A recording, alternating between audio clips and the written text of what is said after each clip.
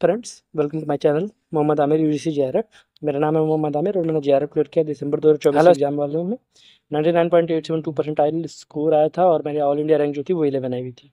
ठीक है, तो अबाउट द चैनल की बात करें तो इस चैनल पे हम लोग टू द पॉइंट लेक्चर्स देख रहे हैं पेपर 1 के सारे प्रीवियस ईयर क्वेश्चंस को एनालाइज करने के बाद। और लेक्चर जो है वो प्रॉपर एग्जाम बेस्ड है, एग्जाम ओरिएंटेड है। एग्जाम्स को प्रॉपर एनालाइज करने के बाद, स्ट्रेटजीज बनाने के बाद, नोट्स जो मैंने बनाए थे, जिस नोट से मैंने किए हुए हैं उस नोट से। ठीक है, तो अभी लेक्चर 9 हम देख रहे हैं रिसर्च एप्टीट्यूड का। बाकी 8 लेक्चर्स हमने ऑलरेडी कवर कर दिया है, तो आप बाकी 8 लेक्चर्स देख लीजिएगा। उससे पहले हम लोग टीचिंग एप्टीट्यूड भी कवर कर चुके हैं। ठीक है, तो लेक्चर 9 है हाइपोथेसिस टेस्टिंग एंड एरर्स। ठीक है, तो व्हाट इज हाइपोथेसिस? हाइपोथेसिस मैंने प्रीवियस वीडियोस में बताया हुआ है कि हाइपोथेसिस एक टेंटेटिव स्टेटमेंट होता है, यानी कि प्रॉब्लम का एक टेंटेटिव सोल्यूशन होता है। जो रिसर्च जिस चीज़ पे आप कर रहे हैं उसका एक सोल्यूशन होता है, एक टेंटेटिव होता है मतलब, और उसी के डायरेक्शन में आपको रिसर्च करना होता है। ठीक है, तो इसका एक एग्जांपल हो जाएगा कि ऐसे किसी चीज़ पे एक रिसर्च हो रही है कि अगर स्टूडेंट जो है वो ज़्यादा घंटे पढ़ाई करेंगे तो वो उनके स्कोर्स जो है वो इम्प्रूव होगा। ठीक है, तो स्कोर्स इम्प्रूव होना क्या हो गया? वेरिएबल 2 हो गया, और स्कोर्स को ज़्यादा आवर्स पढ़ाई करना वेरिएबल 1। ठीक है, तो डिफिनेशन में अगर देखा जाए तो दो वेरिएबल्स हैं, दोनों को प्रेडिक्ट किया जाता है कि दोनों के बीच में रिलेशनशिप है कि नहीं। ठीक है, और कैरेक्टरिस्टिक्स होता है कि अच्छे हाइपोथेसिस का कि इट मस्ट बी टेस्टेबल, यानी कि इसको हम टेस्ट कर सकते हैं, इसको वेरीफाई कर सकते हैं। ठीक है, बाई एक्सपेरिमेंटेशन एंड ऑब्जर्वेशन, और एक स्पेसिफिक होना चाहिए, मतलब क्लियरली डिफाइन होना चाहिए वेरिएबल्स। ठीक है, और उसके बाद फाल्सिफाइबल होना चाहिए, मतलब कि इसको वो रॉन्ग प्रूव करने की भी पॉसिबिलिटी होनी चाहिए। इट्स नॉट कि वो हमेशा सही प्रूव करने की पॉसिबिलिटी हो उसमें। ठीक है, तब वो अच्छा हाइपोथेसिस नहीं माना जाएगा, और ये बेस्ड होना चाहिए एग्जिस्टिंग नॉलेज पे। ठीक है, उसके बाद इसका एग्जांपल हो जाएगा कि कंज्यूमिंग 500 फीवर कैलोरीज डेली। अगर अच्छे हाइपोथेसिस का एग्जांपल देखा जाए, 500 फीवर कैलोरी मतलब एक स्पेसिफिक हो गया और टेस्टेबल है ही, क्योंकि 500 fewer calories daily will lead to weight loss over a month.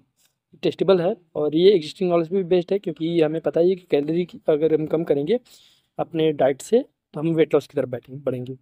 ठीक है, इसको गलत भी हम प्रूव कर सकते हैं, फाल्सिफाइबल भी है। ठीक है, उसके बाद टाइप्स ऑफ हाइपोथेसिस की बात करें तो हम दो तरीके के हाइपोथेसिस, मेनली दो तरीके के हाइपोथेसिस होते हैं, वो हम देखेंगे। पहला होता है नल हाइपोथेसिस, जिसको हम लोग एच नॉट से भी डिनोट करते हैं। ठीक है, तो नल हाइपोथेसिस ये होता है कि ये सजेस्ट करता है कि जो दो वेरिएबल्स हमने लिए हैं उसमें कोई रिलेशनशिप ही नहीं है। ठीक है, और यही एजम्पशन लेके हम टेस्ट करते हैं कि इसमें कोई रिलेशनशिप नहीं है, और हम यही प्रूव करने की कोशिश करते हैं नल हाइपोथेसिस को। और अगर हम वो चीज़ प्रूव कर लेते हैं तो हम नल हाइपोथेसिस को एक्सेप्ट कर लेते हैं। अगर वो हम नहीं कर पाएंगे प्रूफ, तो उसके लिए हमें एक, अगर हम फॉल्स हो जाते हैं, गलत हो जाते हैं, तो फिर हमें एक अल्टरनेट हाइपोथेसिस होती है। उसके बाद हम आते हैं अल्टरनेट हाइपोथेसिस पे। ठीक है, उसको H1 या फिर HA से हम लोग नोट करते हैं अल्टरनेट हाइपोथेसिस को। ये इंडिकेट करता है, अगर उस वो इंडिकेट कर रहा है कि कोई रिलेशनशिप नहीं है, यानी कि अब H0 और H0 इंडिकेट कर रहा है कि कोई इंडिकेशन वो नहीं है, रिलेशनशिप नहीं है। इसका मतलब क्या हुआ कि रिलेशनशिप है, वो अल्टरनेट हाइपोथेसिस में होता है। ये इंडिकेट करता है कि उन दोनों वेरिएबल्स के बीच कोई ना कोई वेरिएबल्स हैं ही, और ये पॉजिटिव था नल हाइपोथेसिस पे। अगर इस एग्जांपल देखा जाए तो नल हाइपोथेसिस में ये हो जाएगा कि कोई डिफरेंस नहीं है टेस्ट स्कोर्स बिटवीन स्टूडेंट्स, जो रात में पढ़ रहे हैं और जो दिन में मॉर्निंग में पढ़ रहे हैं, कोई डिफरेंस नहीं है। ठीक है, और इन दोनों के बीच में कोई दो जो वेरिएबल्स हैं इन दोनों के बीच में कोई रिलेशनशिप नहीं है। अगर अल्टरनेट हाइपोथेसिस की बात कर रहे हैं तो student who study at night score differently than those who study in the morning. आई बात समझ में? ये टर्म्स को देखिए आप कि स्टूडेंट जो है जो रात में पढ़ रहे हैं वो डिफरेंट स्कोर करेंगे, ठीक है, जो मॉर्निंग से कर रहे हैं। और यहाँ वेरिएबल्स के बीच में कोई रिलेशनशिप नहीं है।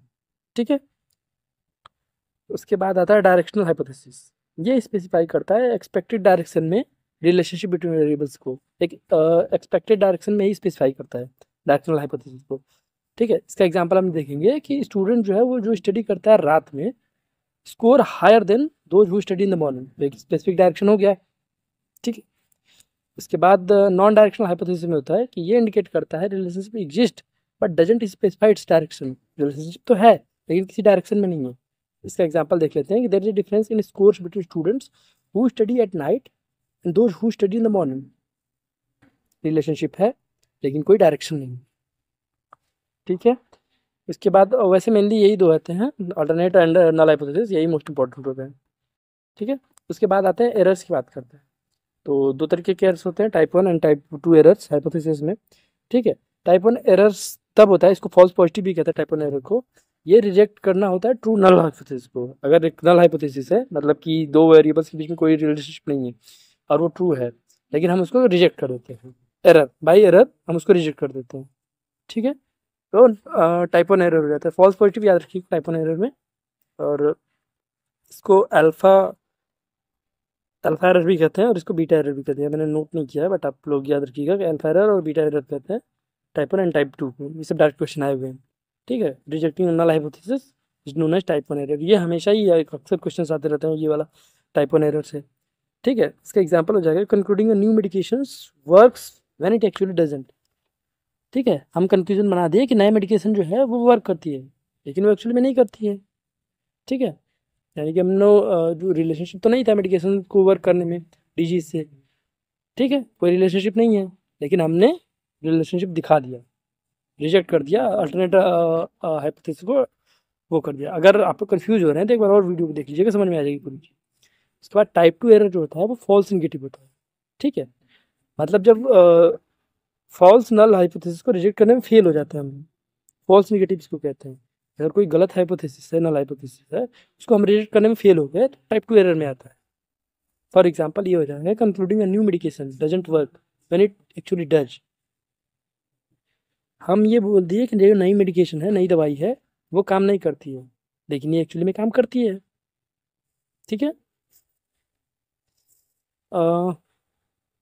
इन दोनों को बैलेंस करना बहुत क्रूशियल होता है, ये पॉइंट है। Balancing these errors is crucial, producing one can increase the others. एक को अगर आप कम करेंगे तो दूसरा बढ़ जाएगा अपने आप। ठीक है, तो ये लेक्चर भी हमने ख़त्म किया यहाँ पे। आप सब्सक्राइब करिए चैनल को, वीडियो को लाइक करिए और शेयर करिए उस इंसान से, उस बंदे से जो तैयारी कर रहा है यूएसएनएट जीआरएफ की। ठीक है, शुक्रिया।